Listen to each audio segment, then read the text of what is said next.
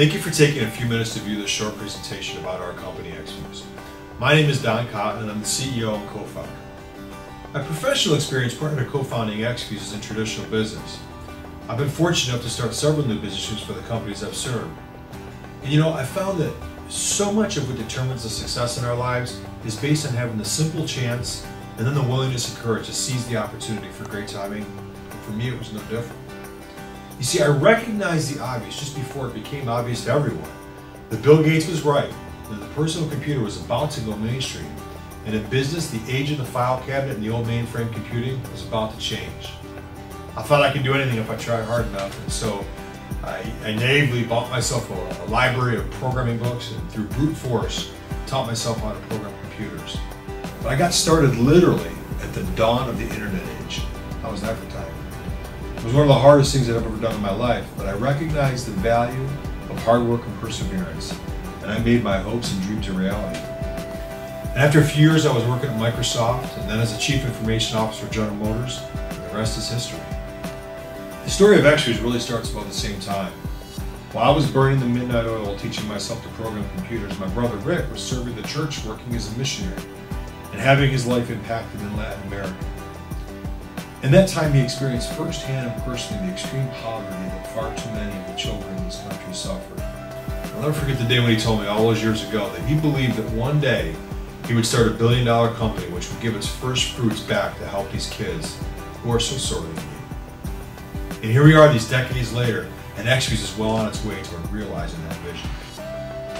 You see, since the launch of our company almost 7 years ago, we've contributed 1% of every single dollar of every single product sold to the kids who we're making an effort to help. And for those of you who are in business, you know that 1% of gross sales equates to 3 or 4 or even 5% of net profit. We've been giving this money away long before we ever made the first cent of net profit. Because Viva Kids isn't just another marketing vehicle that an MLM started to have a feel-good component to their company. It's real. It's part of the DNA of who we are as a company. It feeds, clothes, and provides medical and education to hundreds of kids each and every single day. And many of our distributors have been down there to participate in that. Guys, timing is a tricky thing. Just like I had really good timing all those years ago when I got into the computer field just before the dawn of a revolution in computing, I believe your opportunity for timing could be right now. You see, people oftentimes come into our office and they meet our team and they tell me things like, it's so refreshing to be in a corporate office with a group of people who have such joy and faith in their company, or to be with people who treat their distributors as equal. And while I appreciate those comments, to be honest, we don't know how to do this any other way. Not having grown up in the MLM world until really 7 years ago, what I do understand is I understand culture. And culture always begins with good people who truly and really care.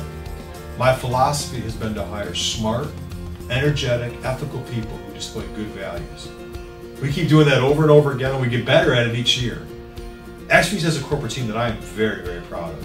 Folks like fellow founder Paul Morris, who's a highly respected, and dare I say, almost iconic 40-year veteran of the direct sales industry, Wall Street veteran and Chief Financial Officer Michael Seymour, our Latin American director Milo Acosta, and our marketing director, straight from Madison Avenue, someone full of passion and belief, Renee Page, and many more people who serve and really care about our people.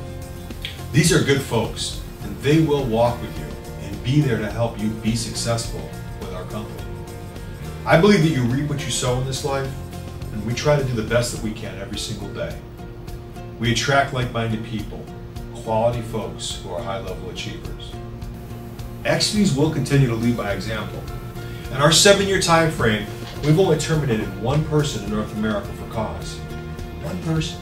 By comparison, a large MLM terminated 80 directors in the organization just last month. And XFuse has launched an industry first, something whose time I think has come. A distributor bill of rights for our people. This document is a statement and protection to you and the folks you recruit about XFuse, always treating our people fairly, predictably, and with integrity. This is a bold step, but one whose time has come in an industry that is far too often rife with disingenuous actions. We will lead, and we'll make this business transparent by example. As we enter our 7th year, we're approaching $50 million in sales, and our best is without question ahead of us. We're not a startup opportunity that'll be gone in 5 years. I ask you, how many of you guys have jumped to a company to plant your flag and had that company either pull the rug out from underneath you or be out of business the next year after you've used your hard-earned credibility, your good word to convince folks to join you? Many companies started with nothing more than a comp plan, and then a skilled marketer finds a product that's tied to that comp plan that sounds unique and exclusive. Not so at XFuse. Like Viva Kids, our product story is also very personal and based on a very real event in my family's life. About 10 years ago, my brothers and I got a phone call telling us that our father was very sick and that he had fallen into a coma. Our family members, hereditarily, we sometimes suffer from hemochromatosis, and it's a hereditary liver disease. And sadly, my dad had that gene, and he ended up with the debilitating disease, and it breaks down your liver's ability to function and do its job effectively. The doctor recommended that we get home immediately to say goodbye to him. When we got there, the doctor told us it was unlikely that he would even survive the night, and that we should say goodbye to him, say anything to him that was on our hearts. In short, he was saying, say goodbye to your dad. And so we bid him a tearful farewell. But my dad, being a tough old guy, survived the night and then the week, and he actually came out of his coma, but he was very ill. And I'll never forget the phone call when Rick told me he'd heard of this practitioner who was having tremendous results with terminal patients using all sorts of alternative treatments. Now you have to understand that back then, while I was competitively racing mountain bikes and was a healthy person, I knew fish oil omegas and multivitamins and stuff like that were good for me. I was pretty ignorant of what science then called alternative or Eastern medicine. I suppose it's still called that, but even modern medicine is starting to recognize the value in some of these more Eastern traditional treatments. My brother told me that the primary form of treatment would be through this varied diet of strange berries and botanicals, and it would even include things like algae and mushrooms. He was calling me as well to see if I'd pitch in because it was expected to cost about $1,500 a month. It wasn't cheap, but it was our dad, and I was blessed at the time to have the income necessary to help make this happen for him.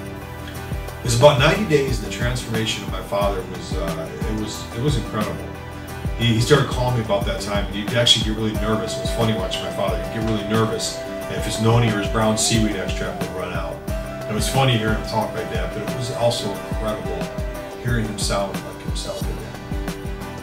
Because you see, when he went to the doctors, they were amazed how quickly his liver had begun regenerating itself. And I would say my dad got back to probably like 95% of what he was before his liver started failing him. And it really seemed to be entirely based on the consumption of these crazy, wonderful extracts and juices. I'll never forget asking the practitioner why this was the group of things, this myriad of things that he gave him, were what he chose.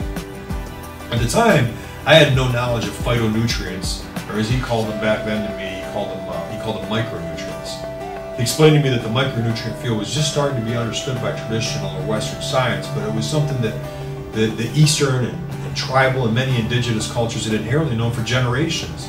In fact, many of these superfoods held a special place in the cultures of these indigenous people for the incredible efficacy and health benefits they gave to their tribal families. As an example, I'm sure many of you guys are probably familiar with resveratrol.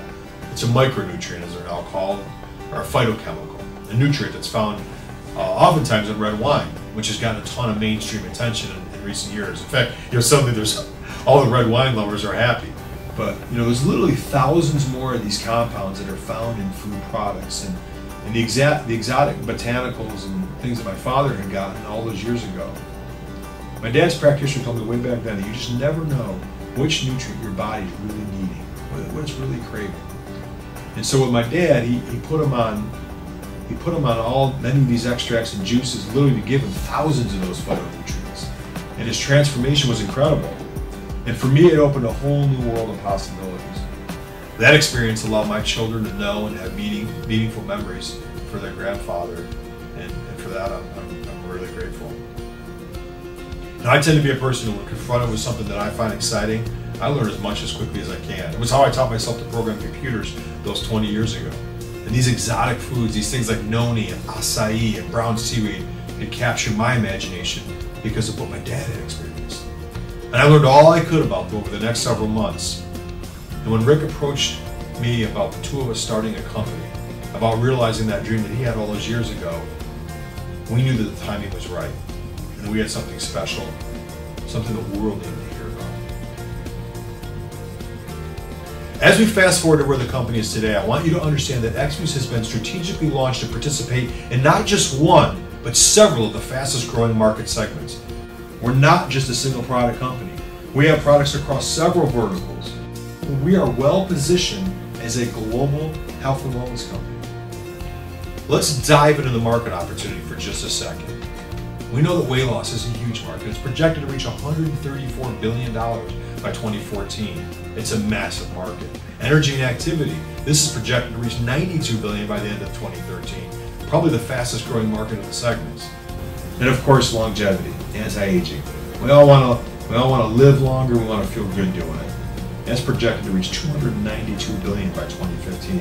People are taking their health into their own hands. It continues to grow at an astonishing pace.